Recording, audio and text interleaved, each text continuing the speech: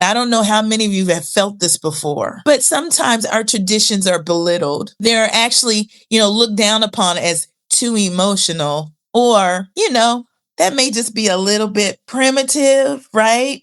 Especially if you're not talking about high church. And I have a preacher in the text that talks about black church is blackish, because you can have your high church with a pipe organ and you can have a Hammond B and you can get gut bucket. That's all the black church. In total, you can find some of us who will look down on the traditions that are a little bit more charismatic. But the problem with that is much of that comes from that sub-Saharan or West African tradition, the circle shout. You can look some of these traditions up, even the hooping. It comes from our ancestry and our culture. And that's why this is a cultural study and not a study on race, okay? Because if you aren't exposed to any of these things, you could be black as the day is long and be clueless about these things, okay?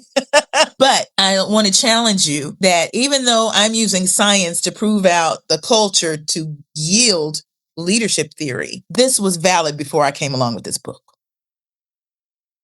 This way of worship was valid before I came along with the science. Join me tonight at the Book Joint in Chicago, Illinois, along with my friend Christina Steed. We'll be in conversation about call and response, 10 leadership lessons from the Black church. See you there.